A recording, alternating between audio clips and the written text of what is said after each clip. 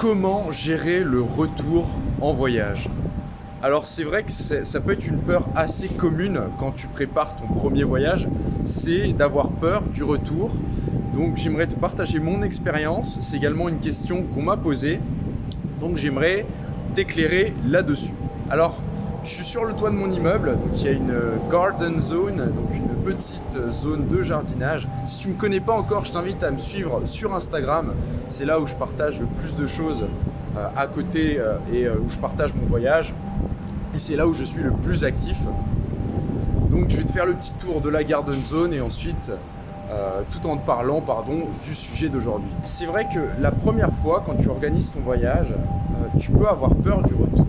Mais il y a une chose que tu dois savoir, c'est que le retour, la gestion du retour, ça fait partie du jeu, ça fait partie du voyage. Et c'est comme si tu prenais l'exemple du sport. C'est un petit peu absurde dans un sens. C'est comme si tu ne faisais pas de sport ou tu t'empêchais de faire du sport parce que tu avais peur des courbatures. Tu sais que le sport, c'est bon pour toi, ça va t'apporter de bonnes choses, mais tu as peur d'avoir mal avec les courbatures. Et tu vois, le voyage, c'est pareil. Tu sais profondément que c'est quelque chose qui va t'apporter beaucoup, mais tu vas avoir des hésitations parce que tu as peur d'avoir mal. Mais justement, c'est en ayant mal que tu évolues, que tu avances et que généralement, tu as le plus de résultats. Et ce temps que tu as à ton retour de voyage, il est absolument nécessaire. Il est nécessaire parce qu'il va te permettre de prendre du recul sur tout ce que tu as vécu, de tirer des enseignements et d'avancer. Le problème que je vois chez beaucoup de personnes que je rencontre en voyage, ce sont des personnes qui ont vécu un premier voyage, ça les a bouleversés. Et ça va être sûrement le cas si toi, c'est ton premier voyage. Ça va te foutre un sacré bordel là-haut, mais c'est pas grave parce que c'est le but. Si tu as décidé de voyager, c'est que tu es prêt à remettre en question ton système de croyance, tu es prêt à remettre en question beaucoup de choses sur toi, sur la vision du monde et à t'ouvrir l'esprit, à t'ouvrir à ce monde. Et c'est absolument nécessaire d'avoir ce temps parce que si tu enchaînes voyage sur voyage et si tu ne prends pas le temps de faire un point sur ce que tu as appris et sur ce que tu veux vraiment, tu vas utiliser le voyage comme une fuite. Donc j'en parle dans une de mes vidéos, donc si tu ne l'as pas vue, je t'invite à aller la voir.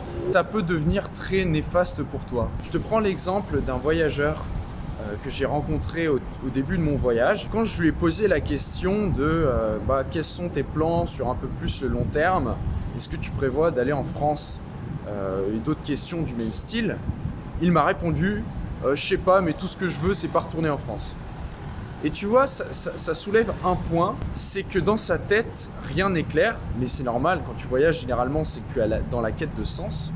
Mais ça peut être un piège, dans le sens où tu peux faire ça, en fait, continuellement à l'infini. Tu pars en voyage pour avoir des réponses à tes questions. Sauf que pour pouvoir réfléchir, pour pouvoir prendre du recul sur ton voyage, il faut qu'à des moments, tu aies des pauses. Parce qu'enchaîner les voyages, toujours être dans le mouvement, toujours devoir bouger, de changer de destination, finalement, tu vas masquer le vrai problème parce que vraiment, ça prend du temps. Quand tu bouges tout le temps, quand tu prends des transports, etc., ça te fatigue, ça prend du temps, tu vas faire des rencontres, tu vas sortir et finalement, tu vas repousser l'instant à chaque fois. Tu vas repousser le moment où tu dois te poser les questions, où tu dois justement essayer de prendre du recul.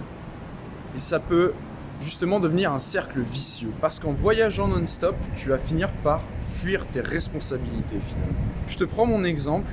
J'ai eu une longue période de nombreux mois, quasi un an en fait, entre la décision de prendre ma césure. Donc si tu ne le sais pas encore, j'ai pris une césure car je suis toujours étudiant. Donc j'ai eu un an entre le moment où j'ai décidé de faire ma césure et le moment où je suis parti en césure. Et ce temps, il a été vraiment nécessaire et je ne le regrette en rien. Alors oui, ça a été dur de gérer le retour, mais j'en ai eu besoin. Parce que pour être honnête, quand j'ai décidé de faire ma césure, c'était réfléchi, mais je ne voulais pas lancer ce projet. Je n'avais pas du tout cette idée de projet dans la tête, cette idée de chaîne YouTube. Ce que je voulais, c'était de faire un PVT, donc un programme visa vacances-travail en Australie, parce que justement, c'était la confusion dans mon esprit. et j'avais besoin de prendre du temps, de prendre un break pour pouvoir réfléchir. Mais en fait, ce temps que j'avais besoin pour pouvoir réfléchir, je l'ai eu avant mon voyage. J'ai eu quasiment une année. Et le fait d'avoir eu ce temps, ça m'a permis de connaître de nouvelles choses, d'être curieux. Et j'ai appris à me réaligner, à me recentrer sur ce que je voulais vraiment, à réfléchir sur moi-même, à prendre ce temps. Et j'ai décidé de faire ce projet. Mais tu vois, la réflexion qu'il y a à l'amont de ce projet est extrêmement importante et ça m'a pris énormément de temps. Et sans ce temps, je serais probablement en Australie, mais j'aurais continué, j'aurais fait la même chose que j'ai déjà faite au Mexique, c'est-à-dire juste profiter, kiffer la vie tout simplement. Mais finalement, c'est toujours repousser le problème à plus tard. Parce que tu verras qu'en voyage, tu peux être tout le temps sur les routes et donc être tout le temps occupé, mais également avoir beaucoup de temps pour toi-même. Et je pense que tu peux parler à beaucoup de voyageurs, mais au bout d'un moment, quand tu voyages et que tu n'as pas d'objectif, tu n'as pas de projet derrière, eh ben tu te fais chier. Parce que ouais, c'est cool de voyager, c'est cool de voir de belles choses.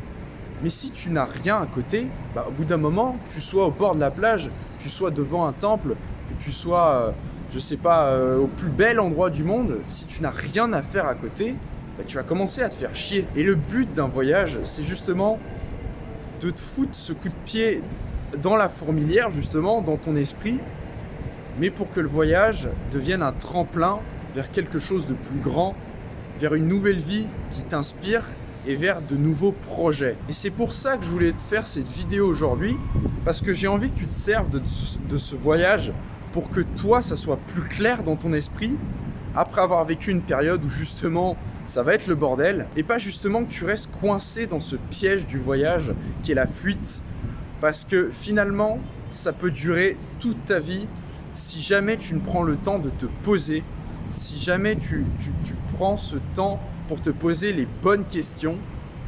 Et c'est pour ça que après un premier voyage, je pense que c'est absolument nécessaire, une fois que tu rentres, de prendre ce temps pour réfléchir, pour te recentrer et pour rebondir. Et si tu as cette envie de continuer le voyage, parce que souvent justement tu vas attraper le virus du voyage, sois clair avec toi-même.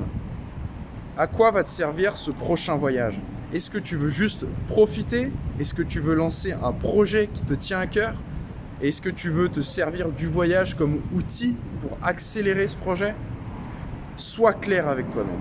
J'espère t'avoir éclairé sur ces points pour pas que tu ne fasses les mêmes erreurs que beaucoup de voyageurs et que moi j'ai faites, parce que c'est jamais évident. Un voyage, ça va te foutre les idées en vrac et c'est l'objectif, mais prends le temps que tu as besoin pour prendre du recul sur cette expérience et en tirer les enseignements qui sont nécessaires pour toi, pour avancer sur ton chemin personnel. Donc voilà, merci de m'avoir suivi encore une fois. Je t'invite à t'abonner si ça t'a plu. Et moi, je te retrouve dans la prochaine vidéo. Salut, porte-toi bien. Ciao, ciao.